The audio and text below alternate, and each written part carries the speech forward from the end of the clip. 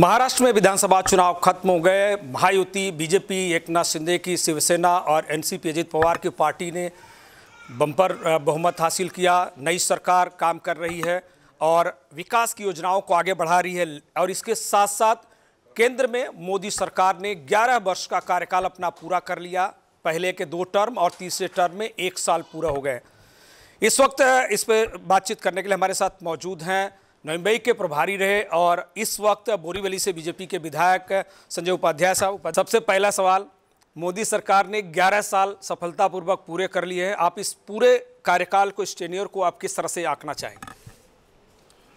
प्रधानमंत्री नरेंद्र मोदी जी के प्रधानमंत्री के रूप में कार्यकाल के 11 वर्ष पूर्ण हुए हैं। सेवा, सुशासन और गरीब कल्याण के ये 11 वर्ष देश की सामान्य जनता को समर्पित रहा। सामान्य जन के जीवन में खुशियां लाने के लिए प्रधानमंत्री नरेंद्र मोदी ने दिन रात एक किया। देश की आंतरिक सुरक्षा हो, देश की बाह्य सुरक्षा हो, देश की आर्थिक सुरक्षा हो, देश की स्वास्थ्य की चिंता हो, हर मोर्चे पर भारतवासियों की चिंता भी की है और विश्व स्तर पर भी भारत का नाम आगे बढ़े, यह भी उनके कार्यकाल में हुआ है। 2047 में विकसित भारत बने, इस दृष्टि से काम करने का जो संकल्प मोदी जी ने किया है, उस दिशा में बहुत मजबूत कदम हम आगे बढ़ा रहे हैं। और इसके लिए 11 वर्ष पूर्ण होने पर प्रधानमंत्री नरेंद्र मोदी जी को, उनके सारे कैबिनेट को, सभी सहकारियों को मैं बहुत बधाई देता हूं, अभिनंदन करता हूं। और आने वाले समय में जो जो संकल्प मोदी जी ने किए हैं वो पूरे हों और होंगे ही, यह विश्वास व्यक्त करता हूं। सर, जैसा कि सवाल भी उठाया गया है कि 11 साल में, ये विरोधियों का सवाल है, खासकर कांग्रेस और जो आपके विरोधी दल हैं, कि 11 साल में देश कंगाल हुआ है, गरीब जो है वो सामान्य हालत से और बदतर हालत में गए हैं और जो पूंजीपति हैं वो मालामाल हुए हैं। आपकी प्रतिक्रिया क्या? 2014 के पहले भारत की अर्थव्यवस्था भ्रष्टाचार में डूबी हुई थी। हमें दया की दृष्टि से देखा जाता था। आज हमने आर्थिक स्तर पर जो कामयाबी पाई है, आज विश्व के स्तर पर हम जापान को भी पीछे छोड़कर चौथे स्थान पर आए हैं। हमारे मुद्रा भंडार भरे हुए हैं, हमारी विदेश नीति के लोग कायल हैं। प्रधानमंत्री मोदी जी का डंका केवल देश में नहीं तो विदेश में भी गूंजता है। हर भारतीय की जान की कीमत बहुमूल्य है, यह मोदी जी ने बताया है। और इसके लिए कोविड की महामारी के बाद जब बहुत सारे विकसित देशों की अर्थव्यवस्था भी धीमी रफ्तार में है, भारत मजबूती से आगे बढ़ रहा है और विश्व के बड़ी बड़ी कंपनियां भारत में निवेश करना सुरक्षित समझ रही हैं। और इसके लिए विपक्ष के पास अब बोलने के लिए कोई मुद्दा नहीं बचा है। देश की जनता और पूरी दुनिया ये मोदी जी के साथ में है, इस बात का हम सबको बहुत अभिमान है, गर्व है। एक हमेशा नारा आप लोगों की तरफ से, बीजेपी की तरफ से गूंजता रहा है, मोदी हैं तो मुमकिन है। इसे डिफाइन कैसे किया जा सकता है कि मोदी हैं तो ये मुमकिन हुआ? आज़ादी के बाद से लंबे अंतराल तक देश के हर घर में शौचालय नहीं था, वो हुआ। गरीब आदमी बैंक में जाने से डरता था, जनधन के माध्यम से उसका खाता खुला।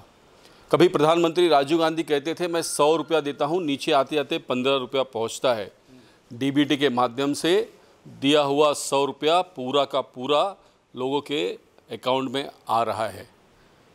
हर घर नल की बात हो, स्वच्छ जल की बात हो, मोदी जी ने सपना देखा, पूरा किया। हम 24 घंटे बिजली केवल मुंबई में पाते थे, बाकी देश के सभी भूभाग में 24 घंटे बिजली ये केवल कल्पना थी।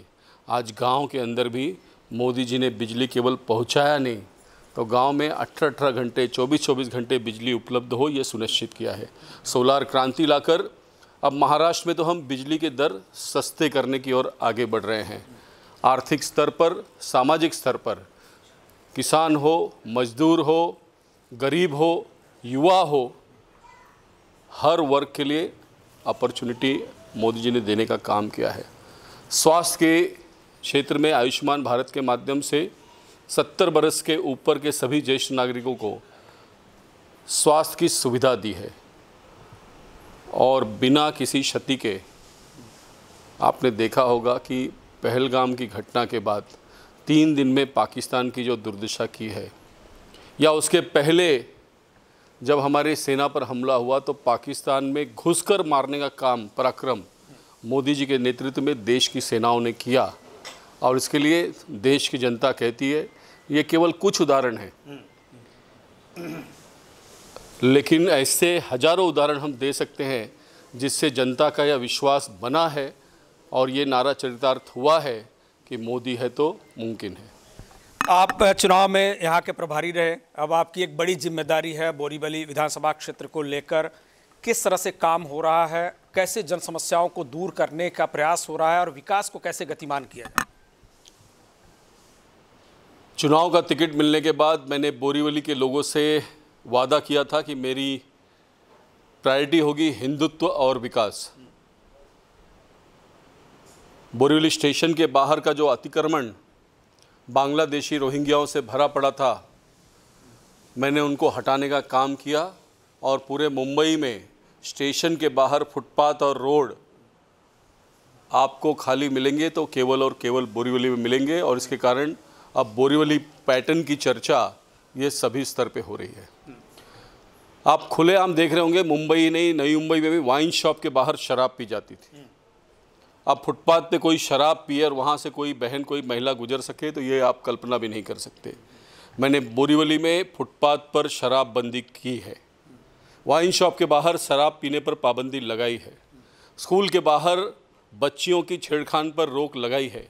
और इसके लिए मेरा मानना है कि जस्ट छत्रपति शिवाजी महाराज के आदर्श पर हमारी यह सरकार चल रही है, जिनके विचारों से प्रभावित होकर हमारी सरकार बन रही है। उस छत्रपति शिवाजी महाराज ने हमें महिलाओं की सुरक्षा को प्राधान्य देने की बात कही थी, और इसके लिए जनप्रतिनिधि के नाते मेरी पहली जिम्मेदारी है कि मेरे क्षेत्र में महिला सुरक्षित हो। मैंने उसकी चिंता की है। 78 से अधिक रोड सीसी करके मुंबई के सबसे अधिक रोड मानसून के पहले पूरे करने का लक्ष्य हमने पूरा किया। बोरीवली बड़े बड़े उद्यानों के नाते जाना जाता है और उनका रख रखाव, उनकी चिंता। दूसरा, बहुत सारे लोगों की समस्या हाउसिंग से रिलेटेड है, डेवलपर से रिलेटेड है। आप देख सकते हैं मेरे जनसंपर्क कार्यालय में जिस प्रकार से लोग विश्वास के साथ मुझसे संपर्क करते हैं।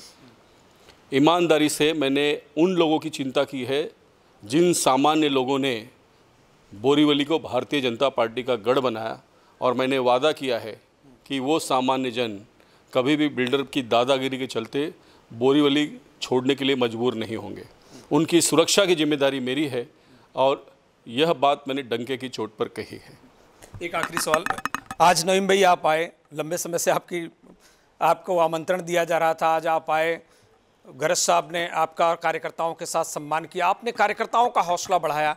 इस हौसले का फायदा महानगर पालिका चुनाव में किस तरह से होगा, आप क्या नज़रिया देख रहे हैं? नई मुंबई मेरा परिवार है और यहाँ के एक एक कार्यकर्ताओं ने मुझे प्यार दिया है। मैं उनके परिवार का एक भाग हूँ और यहाँ पर आना हमेशा एक सुखद अनुभव देता है। आज जब लंबे समय के बाद गरज जी के निमंत्रण पर मैं यहाँ आया और सबसे मिलना हुआ तो फिर से पुरानी यादें ताज़ा हो गई। और जो सपना लेकर मैंने यहाँ काम करना शुरू किया था कि नई मुंबई में भारतीय जनता पार्टी का महापौर हो, अब वो दिन दूर नहीं। चुनाव की घोषणा लगभग तैयारी की शुरू हो चुकी है और जब भी चुनाव होगा मैं गारंटी से कहता हूँ कि नई मुंबई में भारतीय जनता पार्टी महायुति का महापौर बनेगा। सर बहुत बहुत धन्यवाद। आपने सुना बोरीवली के विधायक और बीजेपी के वरिष्ठ नेता, उत्तर भारतीय खासकर हिंदी भाषी नेता संजय उपाध्याय साहब को, जिनका मिशन है बोरीवली उनके विधानसभा क्षेत्र में विकास हो, जन समस्याओं का समाधान हो, और जो उन्होंने दावा किया है कि मुंबई में जब भी चुनाव होगा, मुंबई में जब भी चुनाव होगा, महायुति का ही मेयर जो है कुर्सी पर बैठेगा। हम उम्मीद करते हैं कि आपका मिशन सफल हो। सहयोगी रविचंद के साथ मैं सुधीर शर्मा, TV1 इंडिया, नई मुंबई। लेटेस्ट अपडेट्स और ताजा तरीन खबरों के लिए TV1 इंडिया लाइव को सब्सक्राइब कीजिए और नोटिफिकेशन पाने के लिए बेल आइकॉन को दबाना मत भूलिए।